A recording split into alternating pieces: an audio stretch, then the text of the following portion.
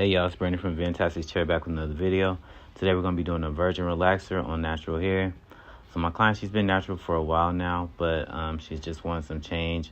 She usually just wears her hair in braids. So what we're doing right now is just going through and basing her scalp. She recently had took her braids out, so I just want to make sure her scalp is really protected from the relaxer. I try my best not to place the relaxer on the scalp because you relax hair, not the skin. So I try my best, but I just make sure I go back in and base the scalp really good. And I would suggest, if you're going to get a chemical service like a relaxer, I really would suggest that you go to a professional. You can do these things at home, but I just really would not recommend it. But again, you're going to do what you want to do. So watch along with me.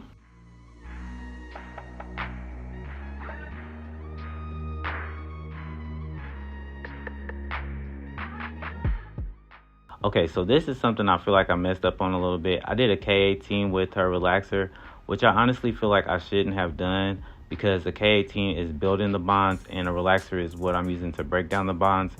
And I feel like it was counterproductive. I was trying to protect her hair because I didn't want it to be damaged, but the K18 really should have been done after I got done with the relaxer to rebuild those bonds after the hair is straight, not while the hair is trying to be straightened. I won't do that again.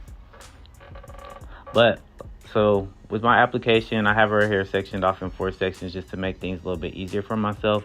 I usually kind of take my hand and just go around the outside of that section, and then I'll go back in and go like panel by panel until I have that section completely covered. I make sure I start the relaxer about 1.5 inches away from her roots because I'm really just trying to relax the mid shaft to the ends at first, and then go back in and add it closer to her scalp towards the end, because the scalp is where your heat is at, and the heat is what the heat helps the relaxer to process.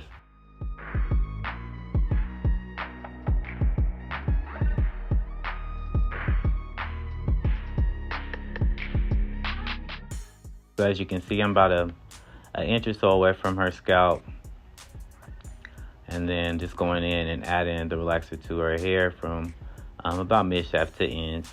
Her ends were really bad. She hadn't got a trim in a long time, so I really wasn't too concerned about them.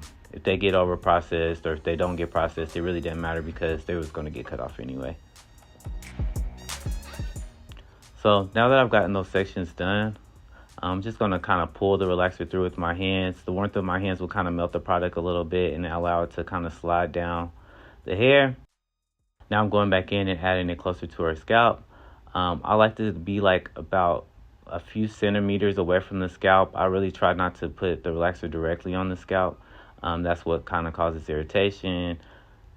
And so that's what I'm doing here. Just going back in through all those sections and adding the relaxer closer to the scalp.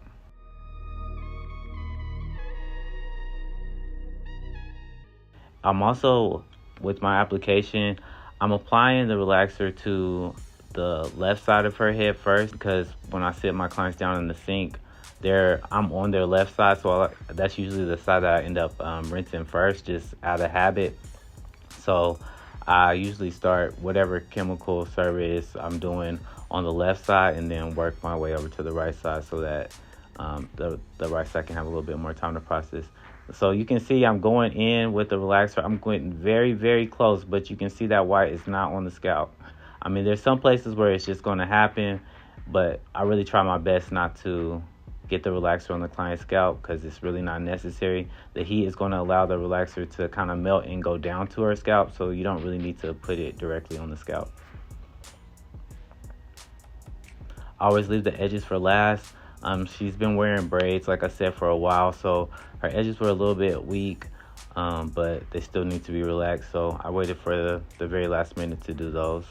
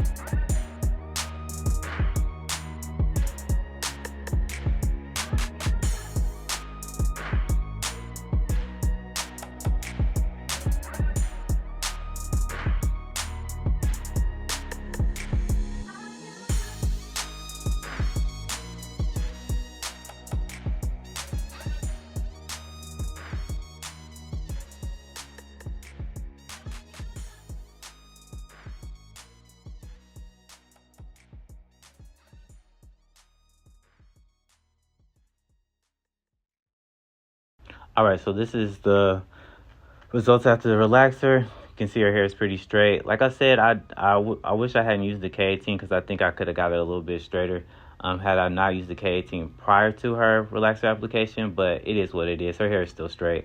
So I'm just adding a little bit of foam and kind of molding her hair how she usually likes it to be on the part that she likes. And I'm just going to sit her in the dryer to kind of like pre-dry. And then this is after the dryer. I'm just going in with my thermal brush and blow drying her hair the rest of the way out, making sure it's nice and straight and silked out.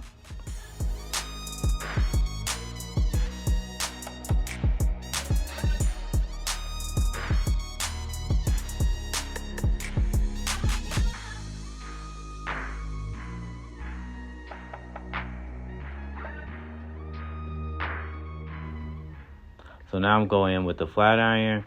At first I was using the ceramic flat iron, and I don't know, the results wasn't giving it to me, so I ended up switching to my titanium, and I really was preferring the results with that iron. Like I said, her hair wasn't like bone straight, which I really don't like to relax hair like super bone straight unless the client like requests that. But I like for the hair to have still a tiny bit of texture and some of the S pattern just to keep the strength in the hair. Your hair is already going to be compromised with the chemical service, especially a relaxer, but there's no reason to get it like super bone straight and it be at the weakest state that it could be. I also let her know over time if she realizes that she wants it to be a little bit more straighter. When we go back and do her touch-up relaxer, I can pull the relaxer down a little bit towards the end of the processing time and get it a little bit straighter for her if that's what she wants. But I really always like to start a virgin relaxer with a little bit of texture, just to make sure that the strength of the hair is still intact.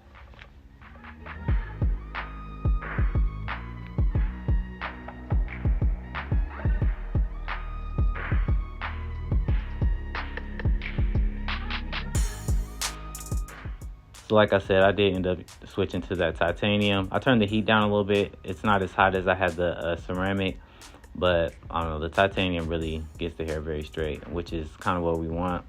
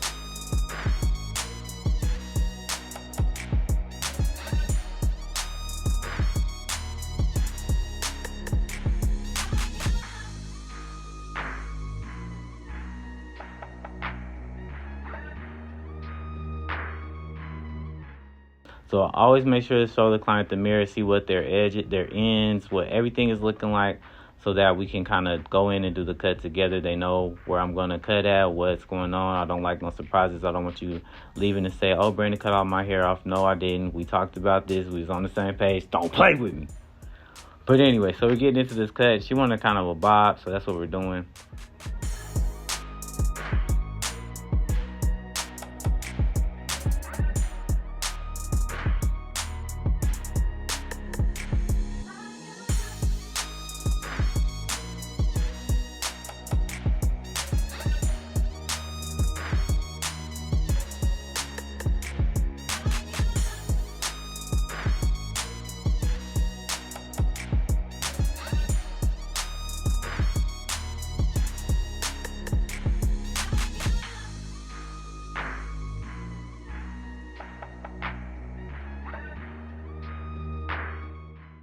Make sure you subscribe to the channel. It's free. It's free 99. And look at that shine on her hair. Her hair is so shiny. As you saw from the first clip when before we put the relaxer on when I was basting her scalp, her hair was very dull, it was very dry, and just it needed some help and some love. And you can definitely tell her hair has got the love in it now with that shine and just the way it looks. It just looks so much more healthy with the relaxer than it did when it was natural. And that's another thing, guys. I know that the natural hair movement came and it really made us like really anti-relaxers, but honestly, you really need to do what is best for your lifestyle. If you're natural and you wear your hair in braids all the time, you never do anything with your natural hair, you never do any styles with it, you never do anything with it, what is the point? You might as well get a relaxer. At least it'll be less maintenance. I mean, don't get me wrong. Like I told my client, a relaxer does not mean no maintenance. You still need to maintenance your hair. You still need to deep condition every 2 weeks, stay on top of your trim schedule, all those things. But it's a lot less maintenance, a lot less work with a relaxer as opposed to natural hair. I know everybody has their little horror stories of relaxers in the past, but that's probably because you was getting them from your grandma in the kitchen or your mama in the kitchen. Like, go to a professional. But yeah, so that's where we're at right now. Sorry for that little rant. So I'm trying this banana peel method. I try this method and I hate it every time. I don't know why I keep doing it, but I always don't really like how it comes out. So I'm doing this banana peel method or pineapple method, whatever you want to call it. And it just never turns out right for me. It was too bumped at the end or something. Like it didn't do right. So I'll end up going back in and kind of like straighten it out a little bit, but that's what we're doing right now. And I'm adding some of the Camera Dry oil just to give her hair a little bit of shape and some a little bit of hold. The dry oil isn't a hard or firm hold spray at all. It just kind of adds a little bit of shine to the hair and also gives it a little bit of shape.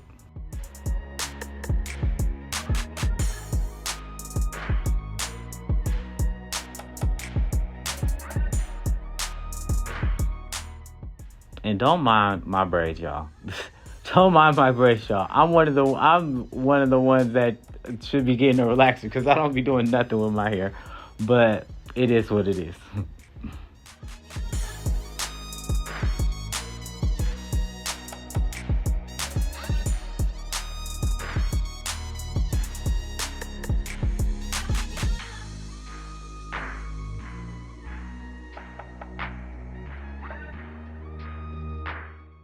So like I said, it be giving kind of grandma when I like the way it did the bang part, but it be too bumped under. I don't.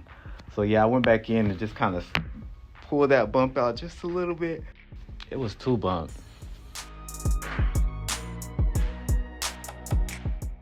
And just going back in, getting her edges together.